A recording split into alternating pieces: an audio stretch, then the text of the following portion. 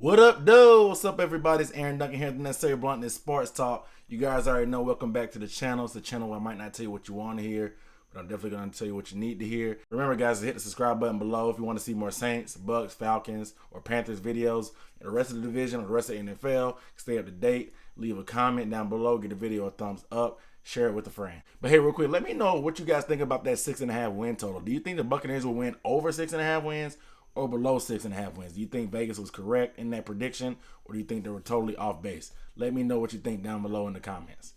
And I've been doing the win-loss predictions for all the teams in the division, and the Tampa Bay Buccaneers is your turn up next. So you guys already know I'm going through the schedule. The Vegas gave the over/under for the wins for the Buccaneers to 6.5 wins, which is fairly low. I think Bucs fans got to be offended by that. They predicted the Bucs will finish last in the division again. Jameis is going to be out the first 3 games. Of course, we all know that. So you got to take those into factor. But I don't know, man. They've upgraded the defense a lot. They upgraded the D-line, the secondary, in the draft. They quietly had probably one of the best off seasons in the NFL. So I don't know, man. That 6.5 wins looks kind of tasty for that over. But I want to go into every game and look and let you know what you guys should bet on, whether it's the over under with your favorite bookie. If you want to bet with me, remember, go ahead, look in the description, bovada.lv, excuse me. The link is down in the description. I think you get a free $100 the first time you sign up and bet, and the NFL season's coming up anyway, so you got nothing to lose, man. It's $100 free, so hit that link below in the description. But without further ado, let's get into the schedule. All right, so week 1, of course, at the Saints. The Saints look to be one of the best teams in the division. They've been playing them tough. We saw them beat, actually, the Saints at home last year on some spoiler-ish. And it was a crazy game, you know. But I think they're going to lose, man. No Jameis is going to be Fitzy in there. I don't know if Fitzy can get it done. I don't believe in him, man. He's a journeyman backup his whole career. He's going to be in there slot to play. They'll compete, but I think the Saints get that win at home to start the season. It doesn't get any easier week 2 against the Eagles on the road. You're going to play the defending champs. We'll see if Wentz will be ready by then. They say he's not 100% going into camp, but we saw Foles be more than capable. I think it'll be a competitive game, but backup quarterback versus backup quarterback, I'm going to take Nick Foles over Fitzpatrick, even with the upgraded defense. Third game, it doesn't get any easier, guys. The Pittsburgh Steelers with one of the best trios in the league since Aikman, Emmitt Smith, and Michael Irvin. They come in. The Bucs have to travel to Pittsburgh. I think it's just going to be too much firepower. The secondary, they're going to be young, so they're going to be some growing pains, and I think this will be one of the biggest lessons they'll learn of the season, but I think they'll only get better from here. The D-line will do their thing, but it won't be enough to cover up the holes that the secondary will still be trying to get through. Next game, I got them winning against the Bears, man, on the road. The Bears spent a lot of money this offseason, but I don't trust Mitchell Trubisky. We only saw him throw 10 to 15 passes a game last year, and I don't think they're going to take the reins off. That's not going to beat anybody. It's definitely not going to beat this Bucs defense, who's going to be pretty stout up front with that front seven. That should be one of the better front sevens in the NFC. And I don't think that Dinkin and Duncan and running the ball to Howard and Tariq Cohen the whole time is going to work. And the O-line versus D-line matchup will be key. The Bears have one of the best O-lines in the league, but I like what the Bucs have done up front with that D-line. So pay attention to that matchup. Moving on, I'll speed it up a little bit. At the Falcons, I got them winning this game, man. Jameis will be back, of course, by now, and I think he'll be good. And after the first game, he may be rusty against the Bears, and I think they'll still be good enough to win that game. But we've seen him have some flashes early on in his career against Atlanta. He has a pretty good record, I think, career-wise against Atlanta. I could be wrong, but I'm pretty sure I'm right. And I think they'll keep it going here, and I think they'll win on the road and shock the Falcons. Moving on to the Browns, I got that a win. I mean, I expect Baker to be playing by now. I don't expect Tyrod Taylor's lease to be that long, so I expect him to get a rookie quarterback, and that front four should be able to feast on him. Moving on to the Bengals, they're one of the worst teams in the divisions. I don't like the Bengals at all. They're like walking mediocrity, and I really don't think they'll be mediocre this year. I think they'll be even worse. They have a tough D, but they're going to be even more inconsistent than I see this Tampa Bay team being. Next game that I have on the list is at the Panthers. I had them getting swept by the Panthers, actually. This was in Charlotte, of course. I got them losing. I just think that it's kind of like a big brother, little brother type thing. They always play tough, but it just seems like they may not be able to get over the hump. We'll see what happens, though. Last year, they were both competitive games, and But we'll see what happens, man, this year. But like I said, I think they'll get swept by the Panthers. Next game versus the Redskins. The Redskins could be solid. They got rid of Kirk Cousins, we all know. They picked up Alex Smith. They got Darius Geis in the draft. I'm not really a big fan of their weapons offensively on the outside.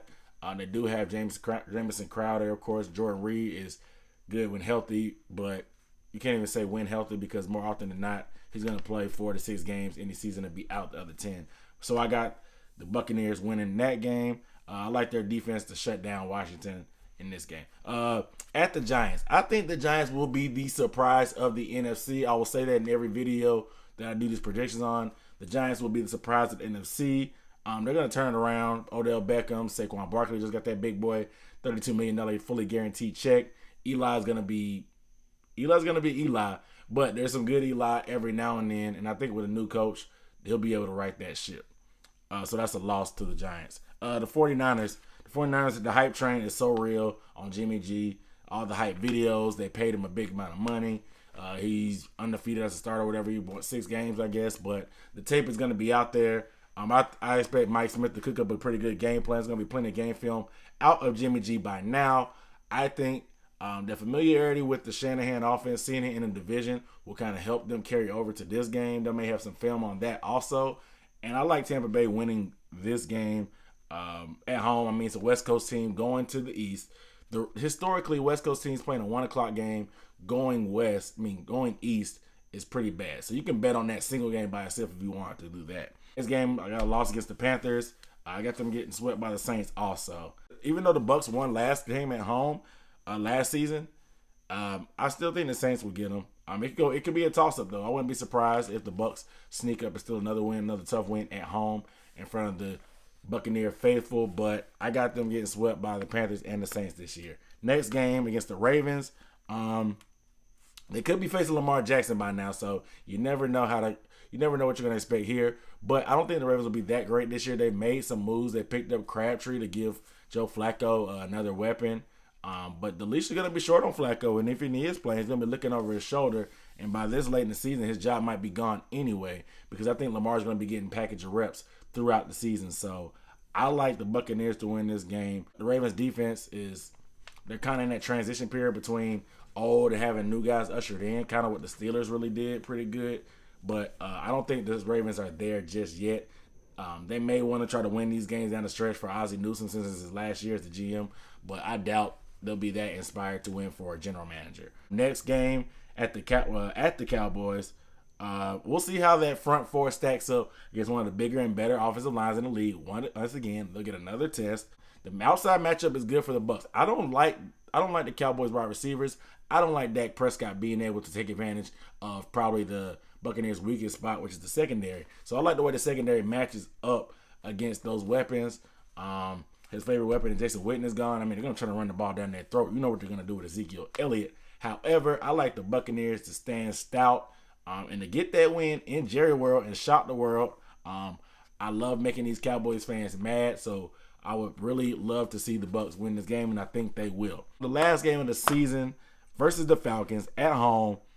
What will they be? Right now, I would have them they'll be 8-7 at this point. I have them 8-7 according to my prediction at this point. They'll kind of be on the whatever. I don't know if 9-7 will be able to get into the playoffs this year. I think they'll need 10, maybe at least 11. At least 10, probably 11 to get that final wild card spot this year. I think this year's NFC is going to be very competitive. So will they be out of it? Will 9-7 season or 8-8 season be enough to keep Cutter around? Will he be a lame duck by now if they're not at that 8-7 spot that I predict them to be at? Maybe he will, but it could be Cutter's last game. I got the Falcons winning this game just because they're making a late playoff push. They have more on the line. The Bucs may try to play spoiler, but the Falcons will be salty after losing earlier in the year, and they will take down the Bucs. So I have the Buccaneers' final record as 8 wins, 8 losses. The total in Vegas was 6.5. That means I will take the over all day. I'm probably going to bet. This is probably one of my favorite ones to bet on. It's a lot easier in my opinion because the wins are lower. It's a lower risk in my opinion. It can't be much worse than they were last year, Even with Jameis being out, the tough stretch is at the beginning anyway. I didn't expect them to win those 3 games anyway with Jameis, so it is what it is. But You guys let me know what you think the Buccaneers prediction is going to be, win-loss record is going to be down below. Do you think they'll go over the 6.5 wins or down or below them? Do you think I'm done for making that bet? Like I said, make sure you guys click that link for Bovada.lv to book your bet on that over win. Make sure you guys subscribe and like the video. Give it a thumbs up. Without further ado, my name is Aaron Duncan signing off.